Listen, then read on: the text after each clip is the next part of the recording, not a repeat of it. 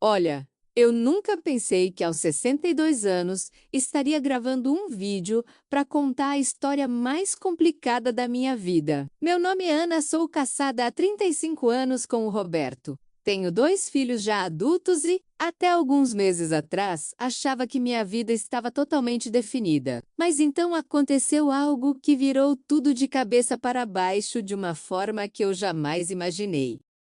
Você sabe aquela sensação de que já viveu tudo o que tinha para viver? Que os grandes momentos, as grandes emoções, os grandes amores já passaram? Eu sentia exatamente isso. Olhava no espelho e via uma mulher de uma idade, com rugas se formando, cabelos grisalhos aparecendo, e pensava que a vida romântica tinha ficado para trás. Como eu estava enganada sobre o que o destino ainda reservava para mim. Vou contar para vocês como uma simples curiosidade sobre aplicativos de namoro se transformou na situação mais delicada e emocionalmente intensa que já vivi. Não é uma história de final feliz, nem um conto de fadas. É real, é complicada, e sei que muitas de vocês vão se reconhecer em alguns momentos dessa jornada que estou prestes a compartilhar, com toda a honestidade que merecem. Preciso deixar claro que não sou especialista em relacionamentos, nem psicóloga. Sou apenas uma mulher comum que se viu em uma situação extraordinária e decidiu compartilhar sua experiência. Talvez minha história possa ajudar outras mulheres que estão passando por dilemas similares, ou pelo menos fazer vocês se sentirem menos sozinhas em suas próprias complexidades amorosas e familiares. Mas antes de chegar ao momento fatídico do encontro que mudou tudo, preciso explicar como foi que uma mulher casada, mãe de família, chegou ao ponto de criar um perfil no Tinder. Porque essa decisão não veio do nada. Ela foi o resultado de uma série de pequenas frustrações e grandes vazios que foram se acumulando ao longo dos anos. Roberto e eu nos casamos jovens. Eu tinha 27 anos e ele 30. Foi um daqueles casamentos que todo mundo dizia que ia dar certo. Éramos do mesmo círculo social, tínhamos valores parecidos, ele era trabalhador, eu era dedicada. Construímos uma vida sólida juntos, compramos nossa casa, criamos nossos filhos, passamos por todas as fases que um casal de classe média passa. Mas em algum momento, sem percebermos, paramos de nos ver como amantes e passamos a ser apenas companheiros de vida. Nos últimos 10 anos, nossa intimidade se resumia a conversas sobre contas para pagar, problemas dos filhos e planos para a aposentadoria. Roberto sempre foi um homem reservado, mas com o tempo se tornou ainda mais distante. Ele chegava do trabalho, jantava assistindo televisão, mexia no celular e ia dormir. Nos fins de semana, ou ele trabalhava ou ficava consertando alguma coisa em casa. Eu me sentia invisível na minha própria casa. Não que houvesse brigas ou grandes conflitos. Na verdade, talvez esse tenha sido o problema. Éramos educados um com o outro, respeitosos, mas completamente desconectados. Eu tentava iniciar conversas mais profundas, sugerir programas diferentes, até mesmo tocar no assunto da nossa falta de intimidade. Mas ele sempre desconversava ou dizia que estava cansado. A sensação era de estar vivendo com um estranho cordial. Meus filhos, Mariana de 32 e Paulo de 29, tinham suas próprias vidas. Mariana mora em outra cidade com o marido e os 2 filhos pequenos, e Paulo está sempre viajando a trabalho. Quando eu tentava compartilhar minhas angústias com eles, sempre recebia respostas como pai.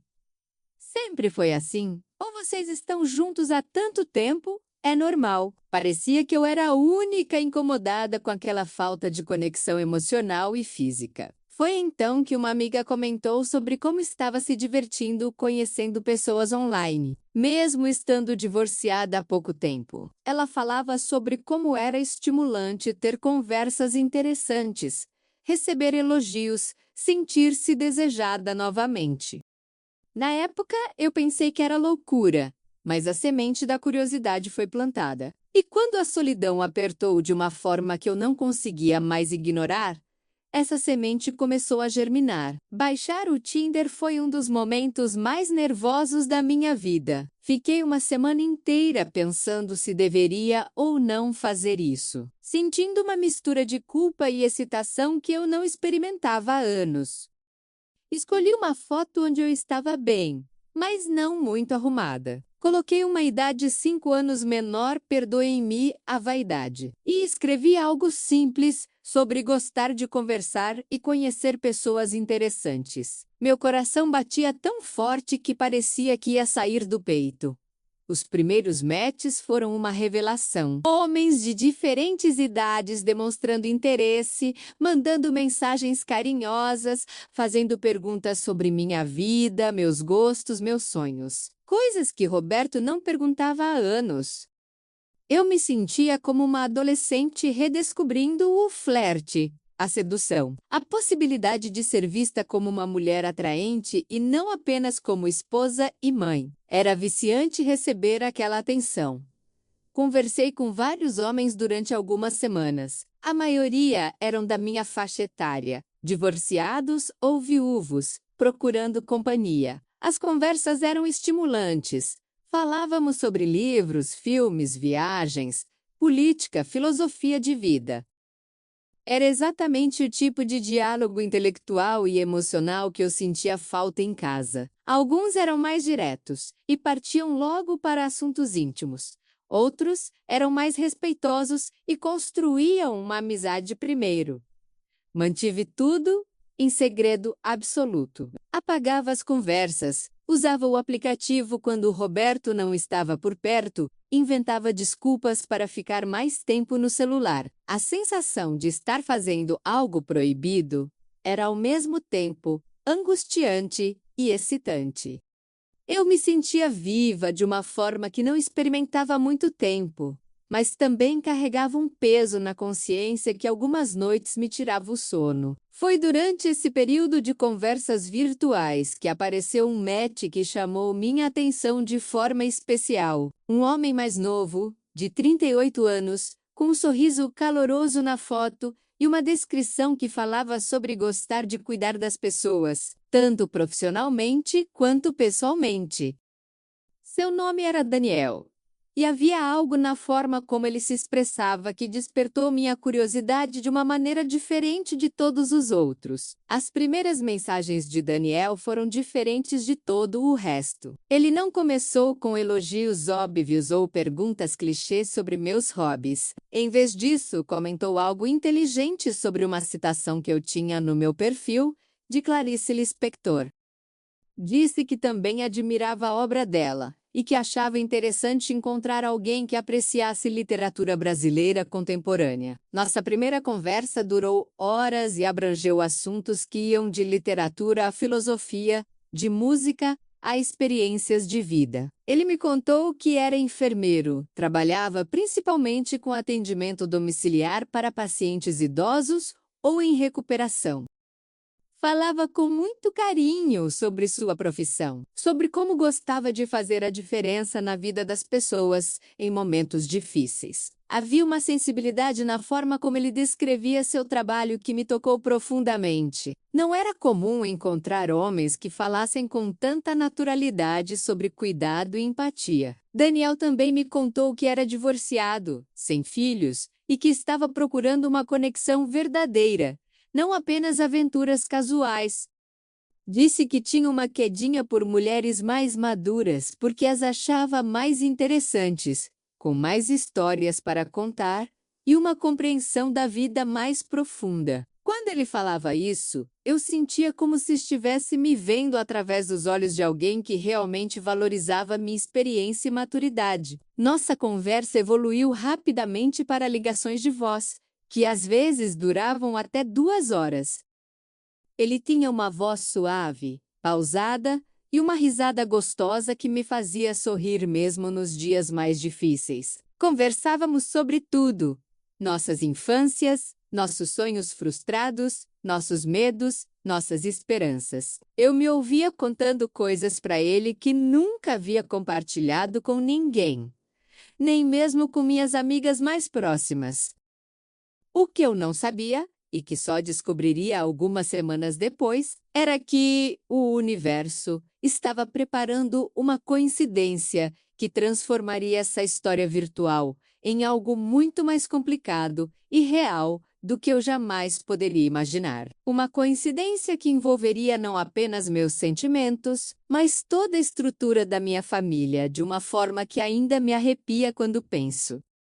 Enquanto eu vivia essa intensa conexão emocional com Daniel pelo celular, Roberto começou a apresentar problemas de saúde que não podíamos mais ignorar. Ele vinha se queixando de dores no peito e cansaço excessivo há alguns meses, mas como sempre foi teimoso para procurar médicos, deixava tudo para depois. Foi só quando ele passou mal no trabalho e os colegas o levaram direto para o hospital que descobrimos que ele havia tido um pequeno infarto.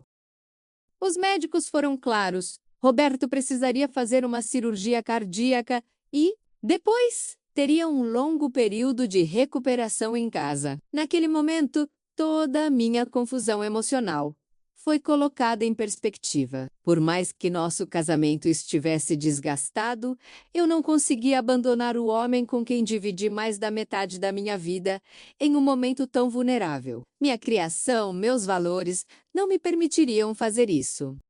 A cirurgia correu bem, mas Roberto voltou para casa completamente dependente de cuidados. Ele precisava de ajuda para tomar banho, se vestir, tomar os medicamentos nos horários corretos, fazer os exercícios de fisioterapia. Eu me dividi entre cuidar dele, trabalhar, sou professora aposentada, mas dou aulas particulares, e tentar manter alguma normalidade na nossa rotina. Era exaustivo física e emocionalmente.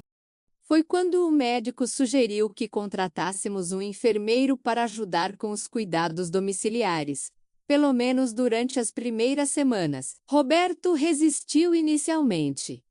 Sempre foi um homem orgulhoso, mas quando percebeu que eu estava no limite das minhas forças, concordou. O plano de saúde cobriria parte dos custos e nós complementaríamos o resto. Era um investimento necessário para a recuperação dele e para minha sanidade mental. Durante todo esse período de crise, mantive contato com Daniel. Ele foi incrivelmente compreensivo com minha situação. Nunca pressionou para nos encontrarmos pessoalmente. Sempre perguntava como eu estava lidando com tudo. Às vezes, nossas conversas eram meu único escape da tensão constante em casa. Ele até me dava dicas profissionais sobre como cuidar melhor de Roberto, que medicamentos, observar como identificar sinais de melhora ou piora. Eu me sentia sortuda por ter alguém tão especial me apoiando naquele momento difícil. A assistente do médico ligou na manhã de segunda-feira para confirmar que o enfermeiro chegaria às 14h para avaliar Roberto e começar os cuidados. Eu estava ansiosa, porque significaria que finalmente teria ajuda profissional e poderia respirar um pouco. Roberto estava nervoso também. Não gostava da ideia de um estranho cuidando dele, mas sabia que era necessário. Passei a manhã organizando a casa e preparando uma lista com todos os medicamentos e horários. Quando a campainha tocou exatamente às 2h, eu fui atender com o coração apertado de expectativa. Abri a porta e quase desmaiei. Do outro lado estava Daniel, o homem com quem eu havia me conectado emocionalmente nas últimas semanas, com quem havia compartilhado meus sentimentos mais íntimos, por quem havia desenvolvido uma paixão que eu nem sabia mais ser capaz de sentir. Ele estava ali, uniforme branco, sorriso caloroso, estendendo a mão para se apresentar. O choque foi mútuo. Nos primeiros segundos, ficamos apenas nos olhando, tentando processar a impossibilidade daquela situação. Daniel disfarçou melhor, profissional que era, e disse apenas oi. Ana, vim para cuidar do seu marido. Sua voz, que eu conhecia tão bem das nossas ligações, soou diferente ali na minha porta. Mais formal, mais distante. Eu conseguia apenas balançar a cabeça e abrir espaço para ele entrar. Roberto estava na sala, sentado na poltrona onde passava a maior parte dos dias, desde a cirurgia. Eu os apresentei com a voz tremulá. Roberto, este é o Daniel, o enfermeiro que vai te ajudar na recuperação. Eles se cumprimentaram normalmente. Roberto até comentou que tinha achado Daniel jovem demais para tanta responsabilidade, mas que confiava na indicação médica. Se ele soubesse que estava apertando a mão do homem que havia despertado sentimentos na sua esposa que ele próprio não despertava há anos. Naquele primeiro dia, tentei manter distância enquanto Daniel examinava Roberto. Checava seus sinais vitais. Explicava os procedimentos que seriam necessários. Mas era impossível não notar cada movimento dele, cada palavra, cada olhar ocasional em minha direção. Ali estava o homem que conhecia meus pensamentos mais íntimos, cuidando do meu marido na minha própria sala. A situação era tão surreal que eu me beliscava para ter certeza de que não estava sonhando. Os primeiros dias com Daniel em casa foram os mais tensos da minha vida. Ele chegava pontualmente todas as manhãs, cumprimentava a mim e a Roberto educadamente, e se dedicava aos cuidados médicos com uma profissionalidade impecável. Ajudava Roberto no banho, administrava medicamentos, fazia curativos, orientava exercícios. Eu ficava por perto observando, tentando aprender, mas principalmente tentando entender como processar aquela situação impossível. Roberto gostou de Daniel desde o início. Dizia que ele era atencioso sem ser invasivo, competente sem ser arrogante. Eles conversavam sobre futebol, sobre as notícias do dia, sobre a recuperação. Algumas vezes flagrei Roberto rindo de algo que Daniel havia comentado e senti uma pontada de ciúmes estranha. Não ciúmes românticos, mas ciúmes de ver meu marido se conectando naturalmente com um homem que havia despertado sentimentos tão intensos em mim. Daniel mantinha uma postura completamente profissional durante o trabalho. Nunca dava indícios de que me conhecia além daquela casa. Nunca fazia comentários pessoais. Nunca me olhava de forma diferente. Às vezes eu me perguntava se havia imaginado toda a nossa conexão virtual, se para ele eu era apenas mais uma cliente. Mas ocasionalmente, quando Roberto não estava olhando, nossos olhares se cruzavam por um segundo a mais, e eu via neles uma mistura de desejo e conflito que espelhava exatamente o que eu sentia. À noite, sozinha no meu quarto, eu me consumia de culpa e confusão.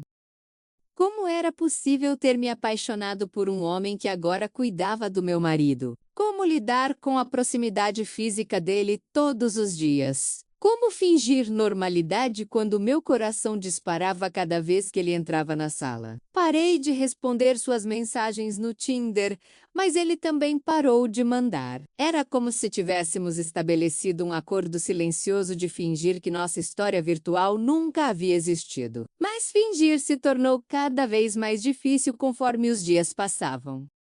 Porque por mais que tentássemos manter distância emocional, havia uma tensão no ar que qualquer pessoa sensível conseguiria perceber. E eu comecei a me perguntar se Roberto, mesmo em seu estado debilitado, não estava notando algo diferente na atmosfera da nossa casa. Foi na segunda semana que aconteceu o primeiro momento em que Daniel e eu ficamos sozinhos por mais de alguns minutos.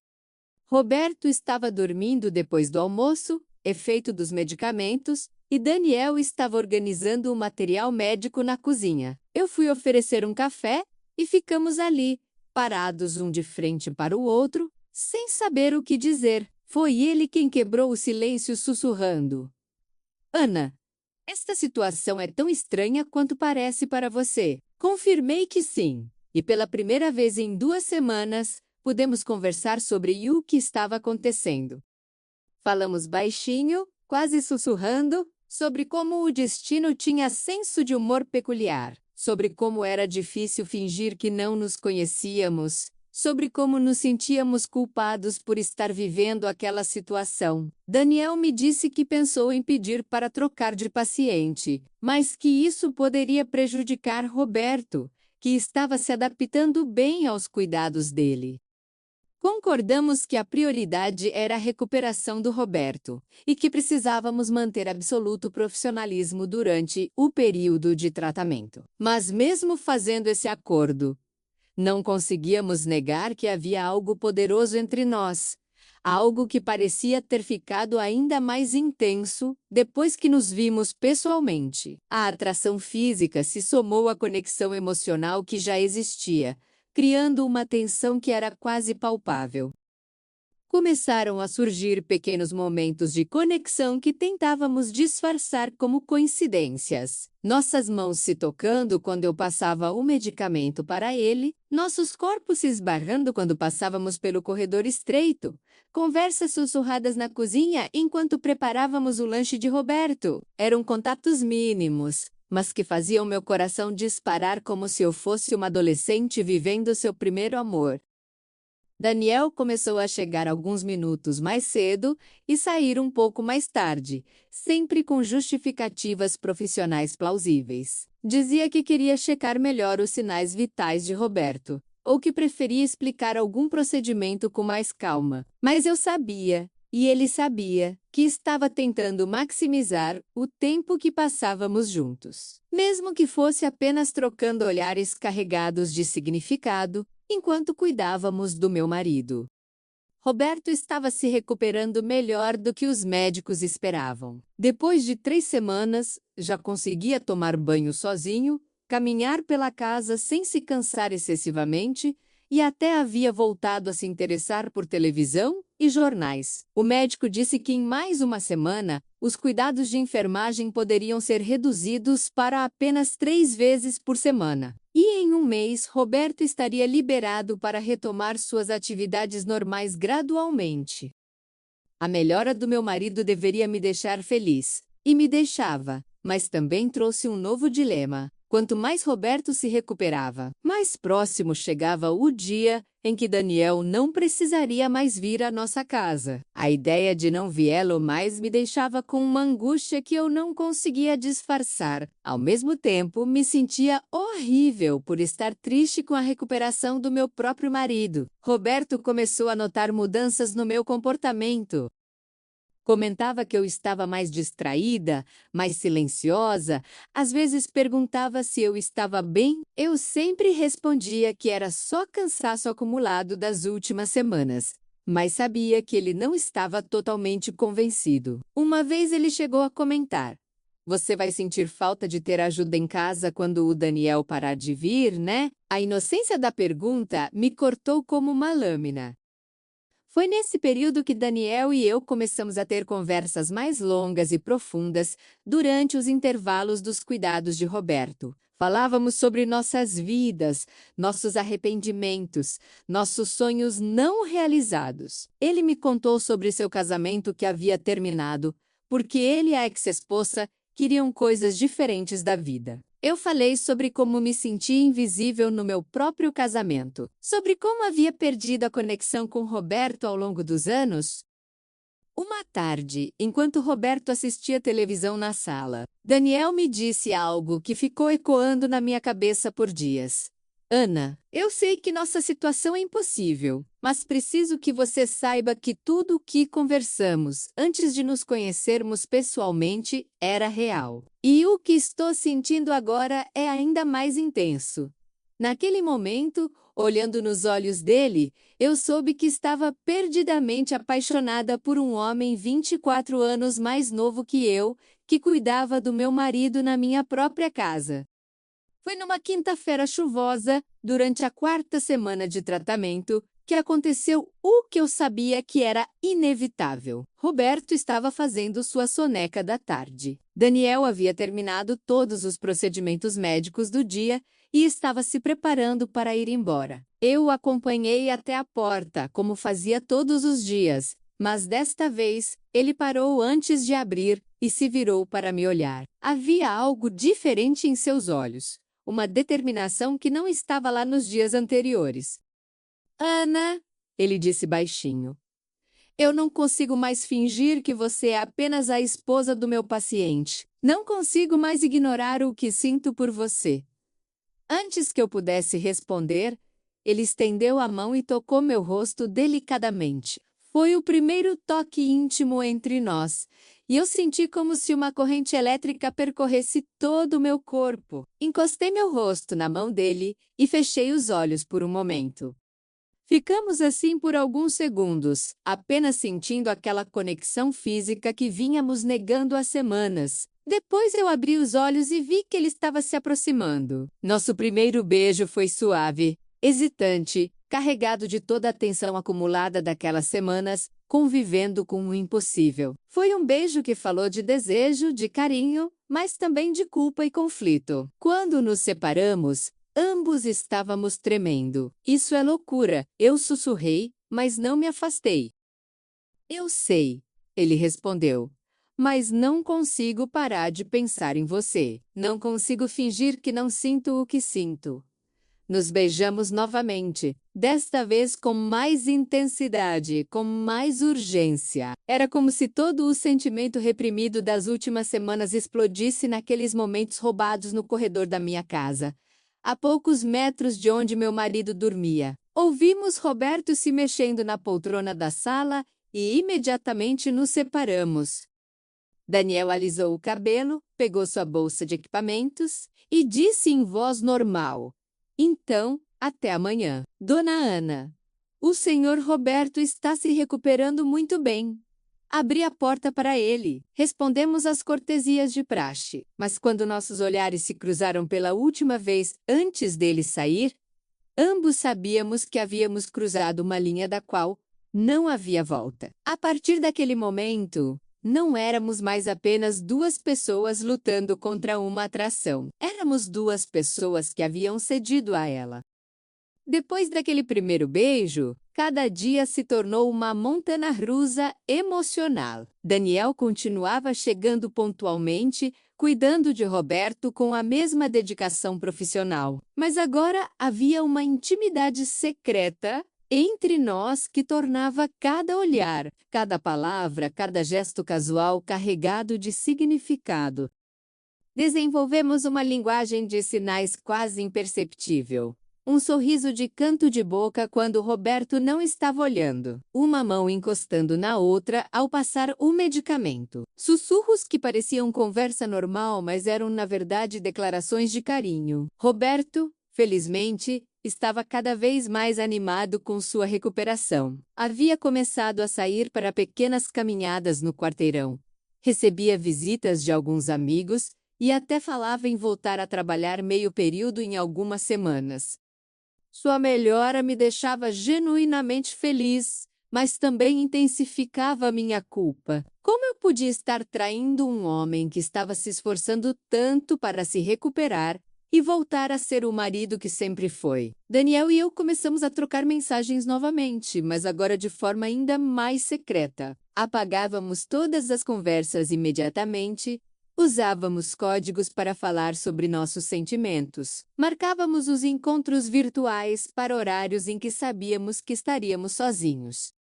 Era exaustivo emocionalmente, mas ao mesmo tempo, viciante. Eu me sentia dividida entre duas vidas. A esposa dedicada que cuidava do marido em recuperação e a mulher apaixonada que vivia um romance secreto. Uma tarde, quando Roberto saiu para uma consulta médica e voltaria apenas no final do dia, Daniel e eu ficamos sozinhos em casa, pela primeira vez desde que nos beijamos. A tensão era quase insuportável.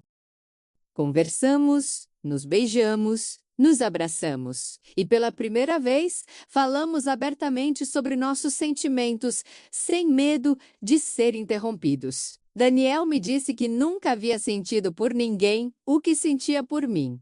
E eu confessei que me sentia mais viva nas últimas semanas do que nos últimos 10 anos. Mas também conversamos sobre a realidade da nossa situação. Ele era um homem de 38 anos, divorciado, sem filhos, com toda uma vida pela frente. Eu era uma mulher de 62 anos, casada, mãe, avó, com uma reputação e uma família para preservar. Para onde isso pode nos levar? Perguntei. Ele não soube responder. E eu também não tinha resposta. Só sabíamos que não conseguíamos parar, mesmo sabendo que estávamos caminhando para uma situação cada vez mais complicada. O médico confirmou que Roberto estava totalmente apto a cuidar de si mesmo.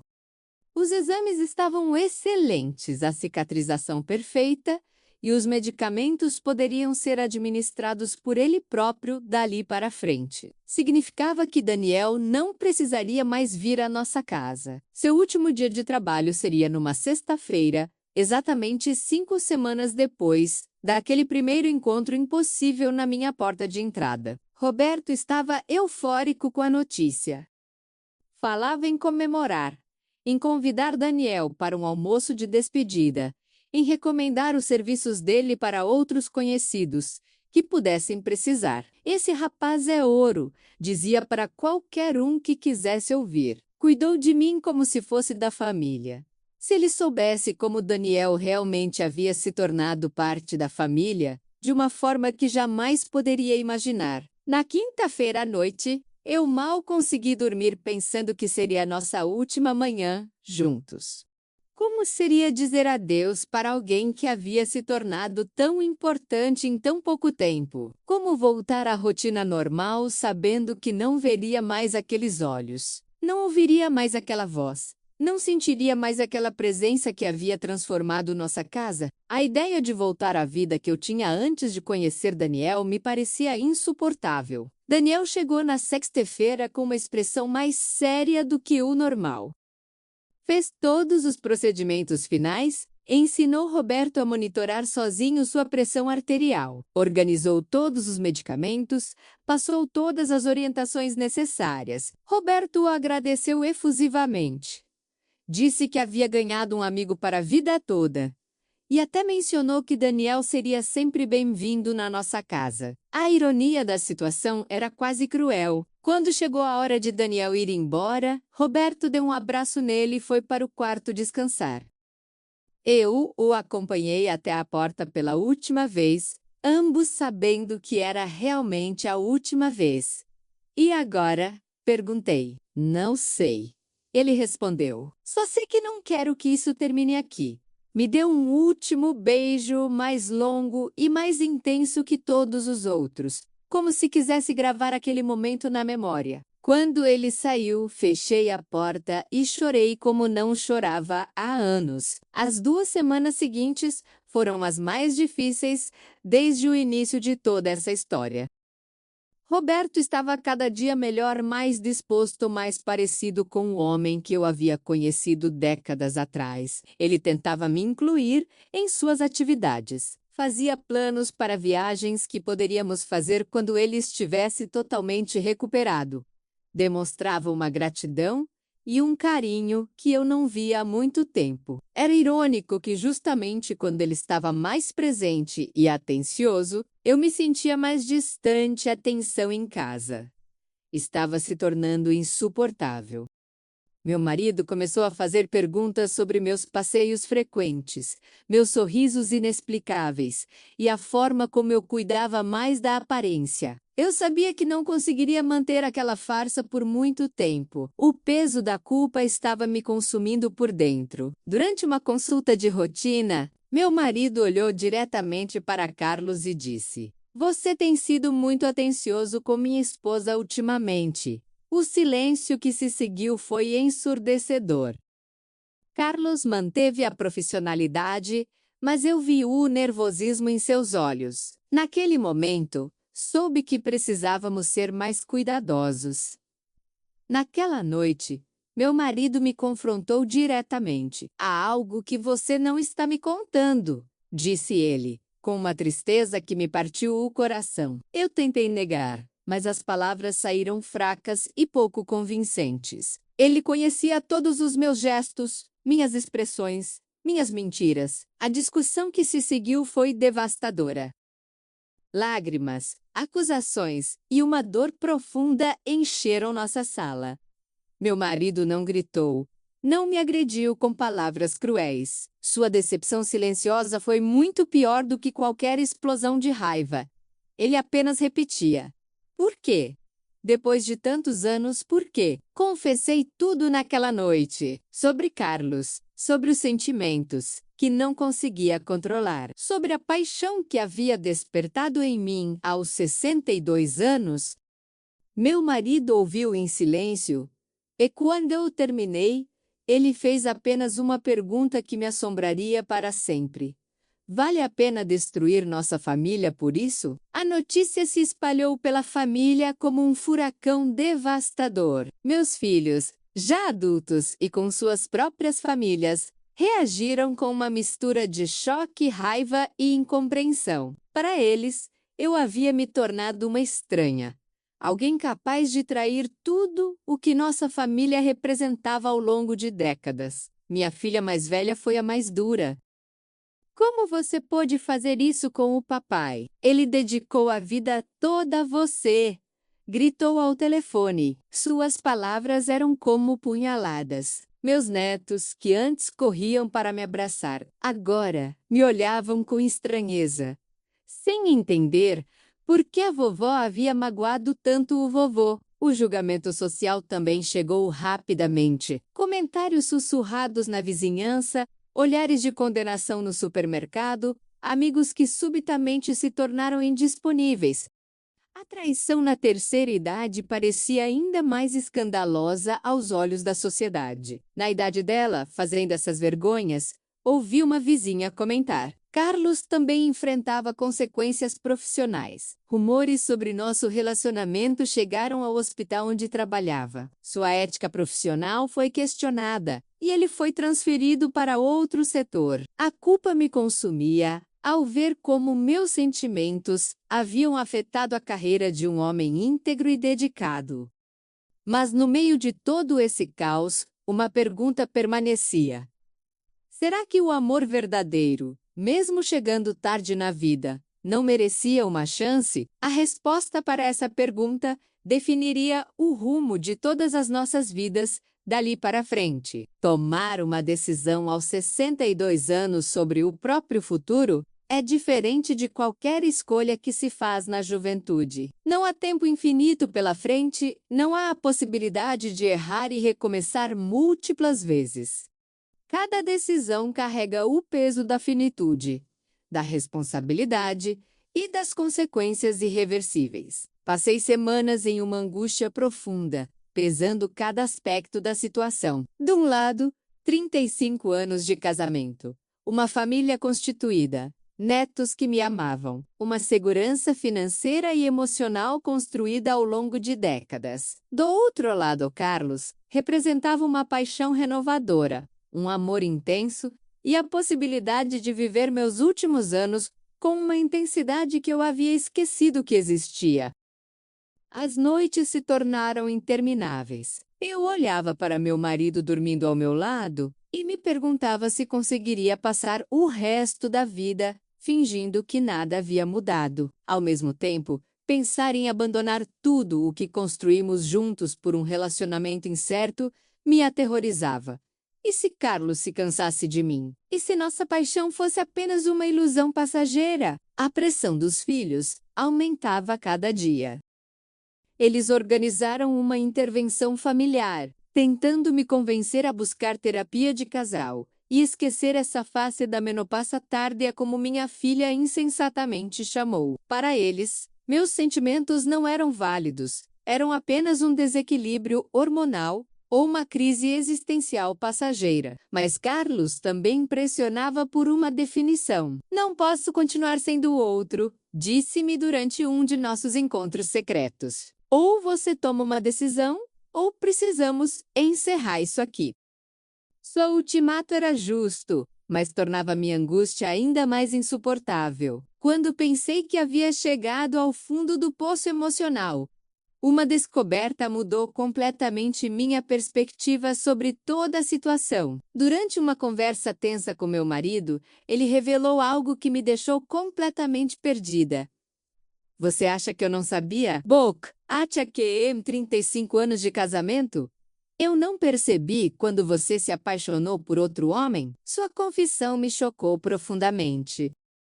Ele sabia desde o início sobre meus sentimentos por Carlos. Havia percebido a mudança em meu comportamento, a forma como eu falava sobre ele, os cuidados extras com minha aparência. Meu marido havia escolhido ficar em silêncio, esperando que fosse apenas uma fase passageira.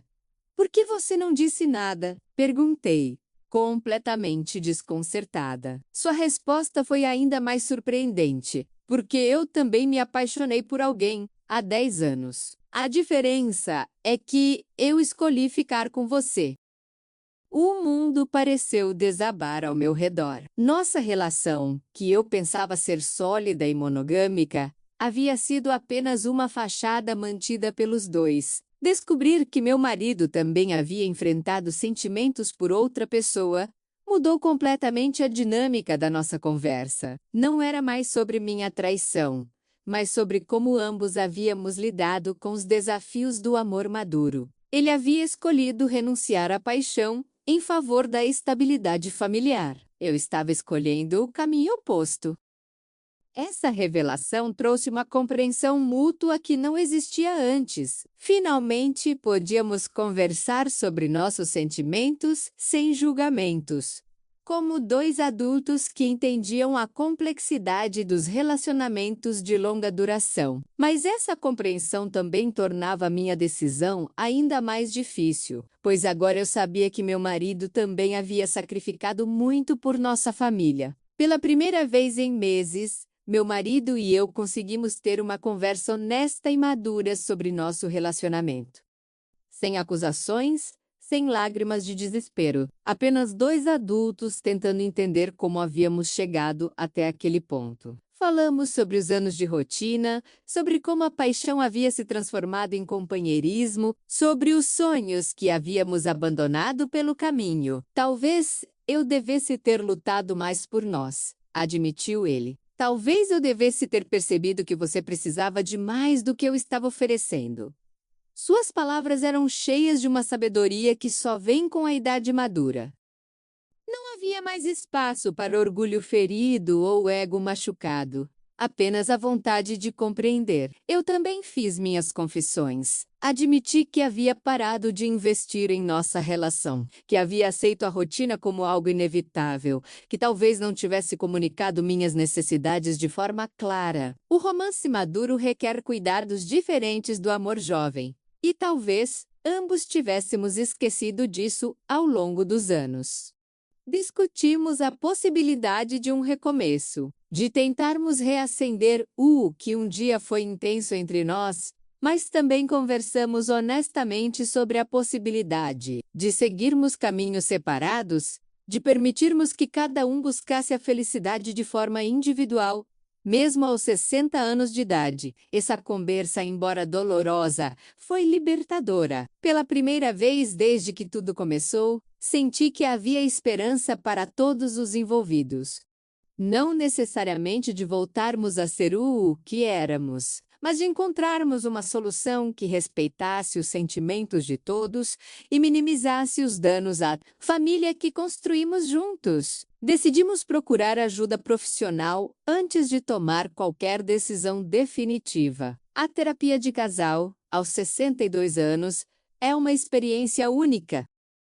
Não estávamos mais lidando com questões de compatibilidade básica ou planejamento de futuro, mas com décadas de história compartilhada e padrões profundamente enraizados de comportamento e comunicação. Nossa terapeuta, uma mulher experiente que já havia atendido muitos casais maduros, nos ajudou a entender que crises conjugais na terceira idade são mais comuns do que imaginávamos. Quando os filhos saem de casa e a aposentadoria se aproxima, muitos casais se redescobrem como estranhos, explicou ela durante uma de nossas sessões. Exploramos nossa história juntos, desde os primeiros anos de paixão até a rotina dos últimos tempos. Identificamos momentos em que paramos de nos priorizar como casal, focando apenas nas responsabilidades familiares e profissionais.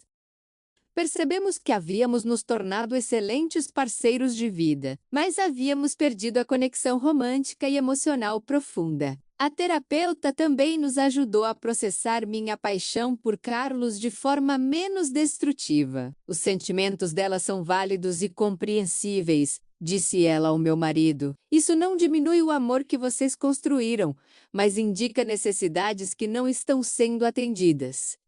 Sua abordagem sem julgamentos foi fundamental para que pudéssemos conversar abertamente. Durante uma das sessões mais intensas, fizemos um exercício onde listamos o que mais valorizávamos em nossa relação e o que sentíamos que estava faltando. O resultado foi revelador. Ainda havia muito amor entre nós, mas expresso de formas que não nos nutríamos emocionalmente. Essa descoberta abriu caminho para uma tentativa real de reconstrução. Decidir dar uma nova chance ao nosso casamento significava que mudanças profundas precisavam acontecer.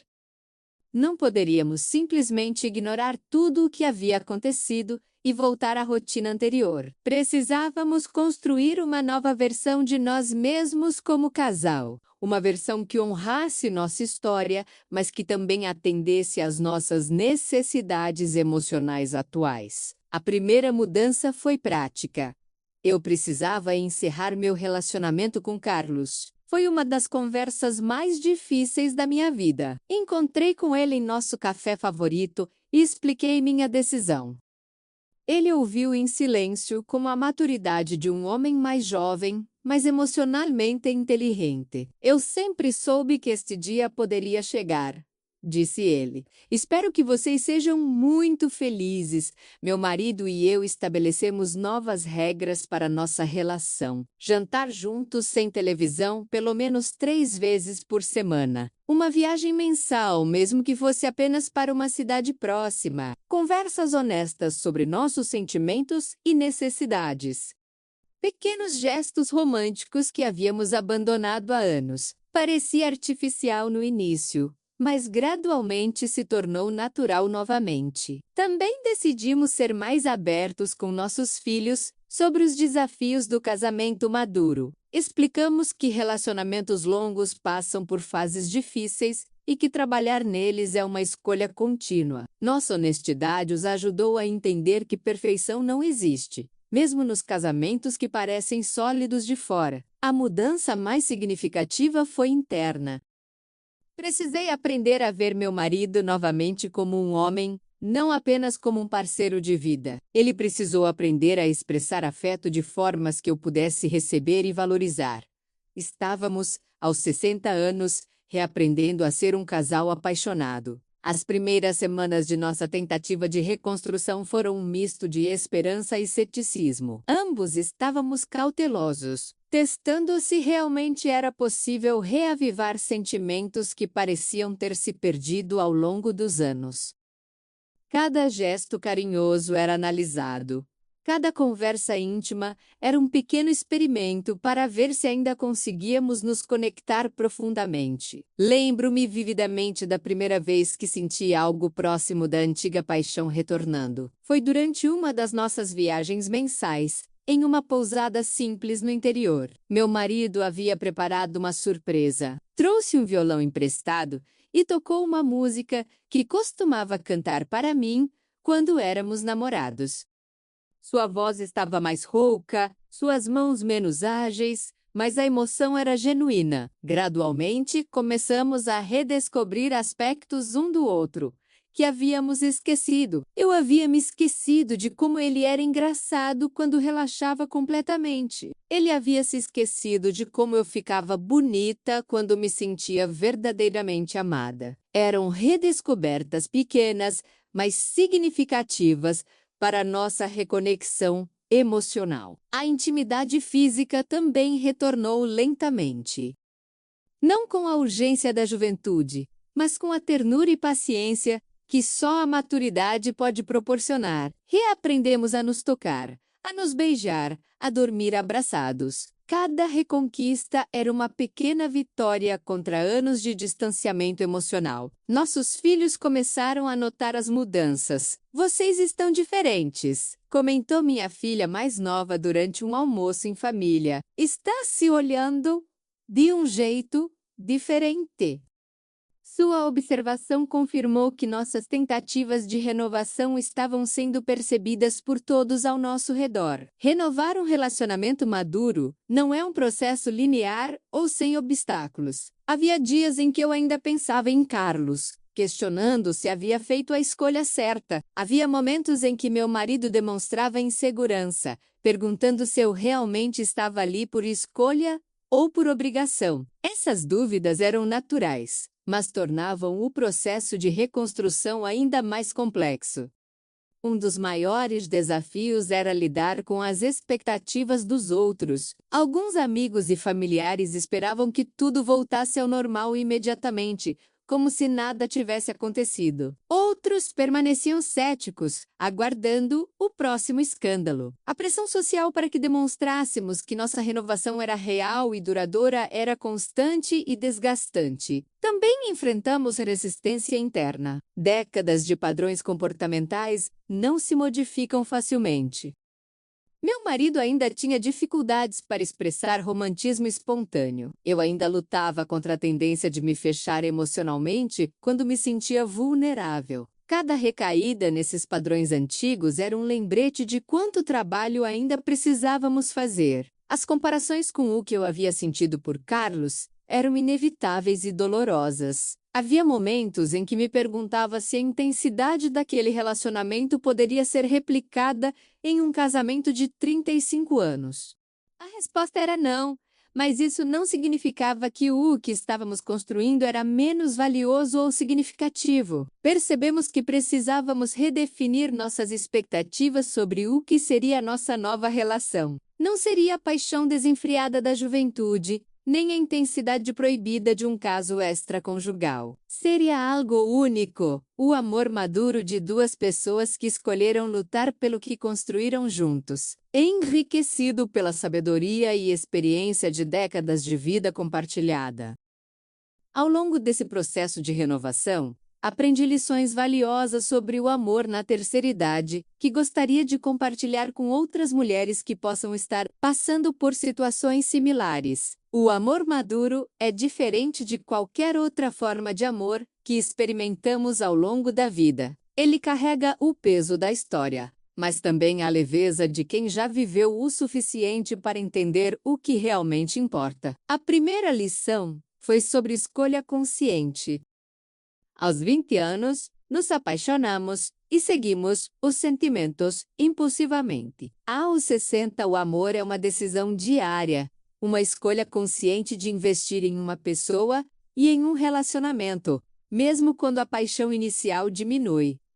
Essa escolha não é menos romântica, é mais profunda e significativa. Aprendi que a vulnerabilidade na maturidade requer uma coragem diferente. Expor nossos medos, inseguranças e necessidades quando já carregamos décadas de bagagem emocional é um ato de bravura incomparável. Mostrar-se vulnerável para alguém que nos conhece há tanto tempo, mas que também pode ter parado de nos ver realmente, exige uma força interior que eu não sabia que possuía. Descobri que o perdão maduro é mais complexo que o perdão jovem. Não se trata apenas de perdoar o erro específico, mas de perdoar anos de negligência emocional mútua, de oportunidades perdidas de conexão, de palavras não ditas e gestos não feitos. É um perdão que engloba toda uma história de pequenos distanciamentos que culminaram na crise maior. Finalmente, compreendi que o amor na terceira idade tem uma urgência diferente, mas não menor. Sabemos que o tempo é limitado, que não temos décadas infinitas pela frente. Isso pode parecer desesperador, mas na verdade, torna cada momento de conexão mais precioso, cada gesto de carinho mais significativo, cada dia de harmonia mais valioso. Uma das dimensões mais complexas de toda essa experiência foi lidar com as reações e opiniões dos nossos filhos adultos. Quando se tem filhos na faixa dos 30 anos, eles já não são apenas dependentes que precisam ser protegidos da instabilidade familiar. Eles são adultos com suas próprias opiniões, valores e expectativas sobre o que os pais devem representar. Minha filha mais velha teve a reação mais difícil de lidar. Para ela, eu havia me tornado uma pessoa irreconhecível, alguém capaz de traição e comportamentos inapropriados para a idade. Seus comentários duros refletiam uma visão limitada sobre sexualidade e romance na terceira idade. Mãe, na sua idade essas coisas não são mais importantes, disse ela durante uma conversa tensa. O processo de educar meus próprios filhos sobre as complexidades dos relacionamentos maduros foi surpreendentemente desafiador.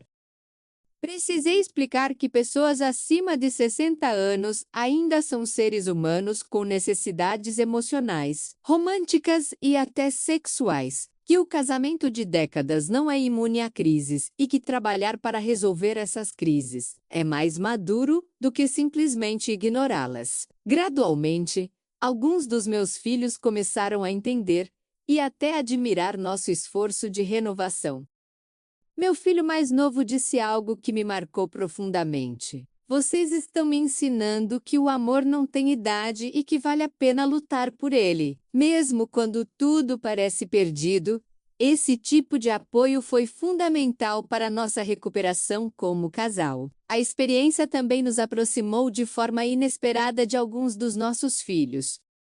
Conversas honestas sobre relacionamentos, sobre os desafios do casamento e sobre a importância de nutrir a conexão romântica mesmo, após décadas juntos, criaram uma intimidade entre gerações que não existia antes. Tornamo-nos não apenas pais, mas conselheiros e exemplos de persistência amorosa. Reconstruir a intimidade depois dos 60 anos, após uma crise conjugal significativa, apresenta desafios únicos que raramente são discutidos abertamente na sociedade.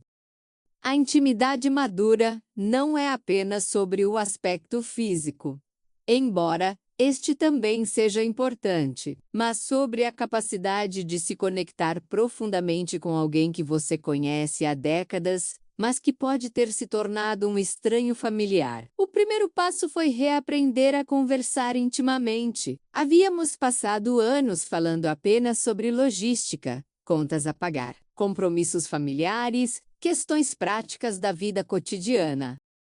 Voltar a compartilhar sonhos, medos, pensamentos profundos e reflexões pessoais exigiu um esforço consciente e contínuo de ambas as partes. A intimidade física também precisou ser reconstruída gradualmente. Corpos que mudaram ao longo de décadas, inseguranças sobre a aparência, medicamentos que afetam a libido, questões de saúde que influenciam o desempenho sexual.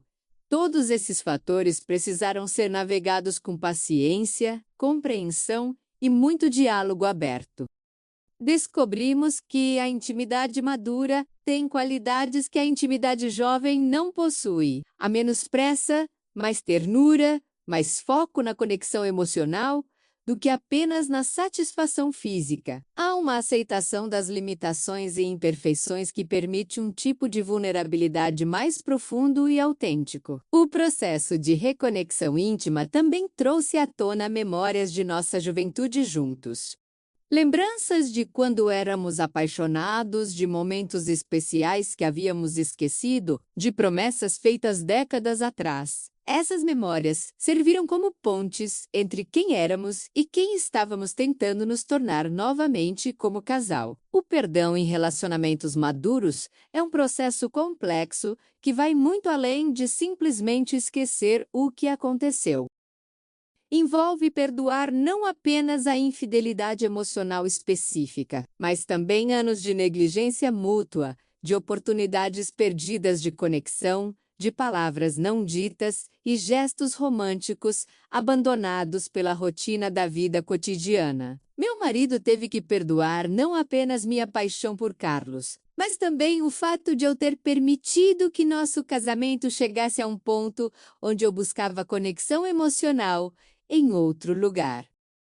Eu tive que perdoar anos de sua passividade romântica, sua aparente desinteresse em nutrir nossa conexão como casal, e também sua própria confissão sobre ter se apaixonado por outra pessoa anos atrás. A reconstrução da confiança foi um processo ainda mais delicado. Não se tratava apenas de confiar que eu não me envolveria emocionalmente com outra pessoa novamente, mas de confiar que ambos estávamos genuinamente comprometidos em fazer nosso relacionamento funcionar.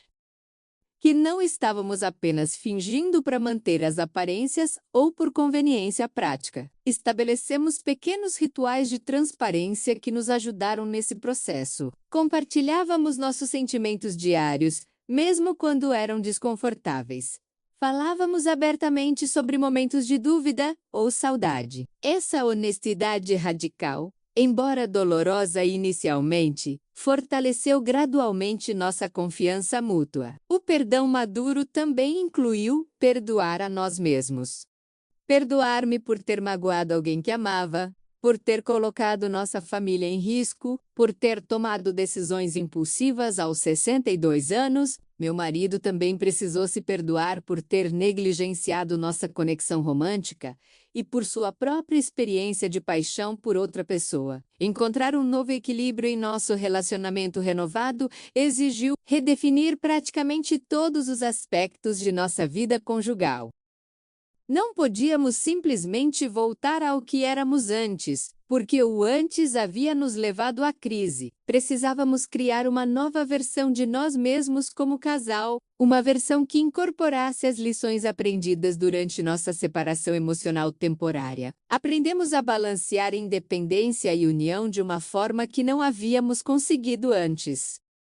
Cada um de nós precisava manter interesses individuais, amizades próprias e espaços pessoais, mas também precisávamos investir conscientemente em nosso tempo e atividades como casal. Esse equilíbrio delicado entre autonomia e intimidade é crucial em relacionamentos maduros. A comunicação se tornou nossa ferramenta mais importante. Estabelecemos conversas semanais dedicadas especificamente a avaliar como estávamos nos sentindo sobre nosso relacionamento.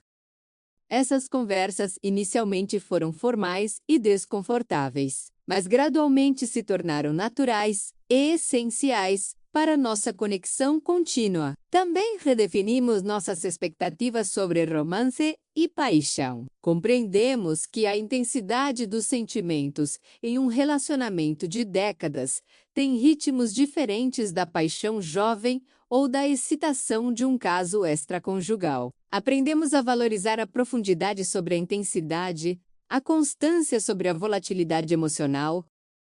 O novo equilíbrio incluiu aceitar que alguns aspectos de nossa crise deixariam marcas permanentes. Não voltaríamos a ser exatamente como éramos antes, e isso não era necessariamente ruim. Éramos agora um casal que havia enfrentado uma crise significativa e escolhido trabalhar juntos para superá-la. Essa experiência nos tornou mais fortes e mais conscientes sobre a importância de nutrir nosso relacionamento ativamente. A experiência de quase perder meu casamento aos 62 anos me ensinou lições profundas sobre amor, envelhecimento e as complexidades dos relacionamentos de longa duração. Uma das principais reflexões é que nossa sociedade tem uma visão muito limitada e até preconceituosa sobre romance e sexualidade na terceira idade. Existe uma expectativa implícita de que pessoas maduras devem se contentar com companheirismo e esquecer paixão. Descobri que o amor maduro pode ser tão intenso quanto o amor jovem, mas de formas diferentes. Não tem a urgência hormonal da juventude, mas tem uma profundidade emocional que só vem com décadas de experiência de vida. Não tem a incerteza excitante do novo relacionamento, mas tem a segurança preciosa de conhecer e ser conhecida profundamente por outra pessoa. O envelhecimento juntos como casal apresenta desafios únicos que ninguém prepara você para enfrentar. mudanças físicas, aposentadoria, problemas de saúde, perda de amigos e familiares, todos esses fatores impactam a dinâmica do relacionamento. É fácil se perder nessas transições e esquecer de nutrir a conexão romântica que mantém o relacionamento vivo e significativo. Aprendi que a fidelidade em relacionamentos longos é mais complexa do que simplesmente não se envolver fisicamente com outras pessoas. Inclui fidelidade emocional, fidelidade aos sonhos compartilhados, fidelidade ao compromisso de crescer juntos ao longo das décadas. Minha infidelidade emocional foi um sintoma de anos de negligência mútua dessa fidelidade mais ampla. Mais importante ainda, compreendi que nunca é tarde demais para renovar um relacionamento ou para buscar felicidade romântica. A idade não deveria ser uma limitação para viver plenamente, amar intensamente ou tomar decisões corajosas sobre nossa vida emocional.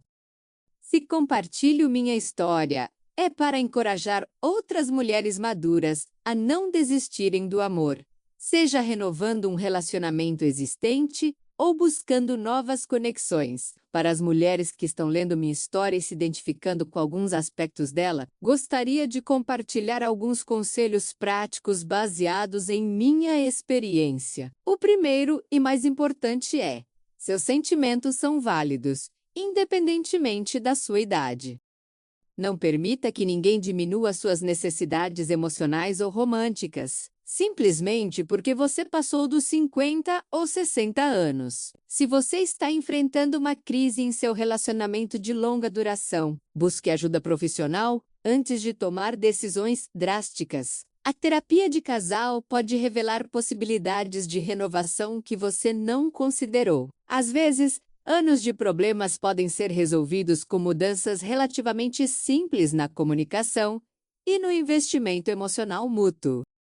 Seja honesta consigo mesma sobre suas necessidades e não as minimize. Se você sente falta de romance, intimidade, aventura ou conexão emocional profunda, hoje, 6 meses depois, quando olho para trás, percebo que aquela descoberta no Tinder foi o catalisador de uma transformação profunda. Miguel e eu construímos algo sólido, baseado na honestidade e no respeito mútuo. Nossos encontros evoluíram de conversas secretas para um relacionamento maduro e estável.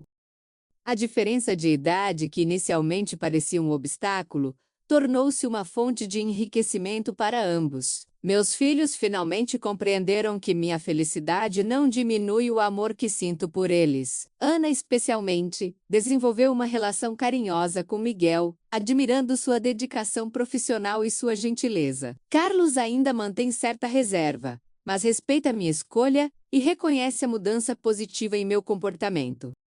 As feridas familiares estão cicatrizando lentamente, com muito diálogo e paciência de todos os lados. Quanto a Eduardo, sua recuperação continuou progredindo bem com os novos cuidadores. Nossa separação foi finalizada de forma amigável, e hoje mantemos uma relação respeitosa focada em seu bem-estar. Descobri que o amor pode tomar formas diferentes ao longo da vida e que é possível honrar o passado enquanto abraçamos o futuro.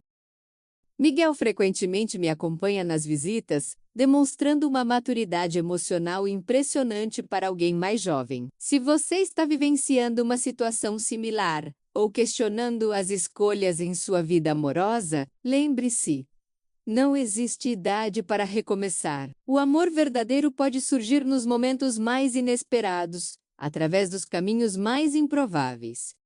Compartilhe nos comentários suas próprias experiências com relacionamentos na maturidade. Ou deixe um like se esta história tocou seu coração de alguma forma.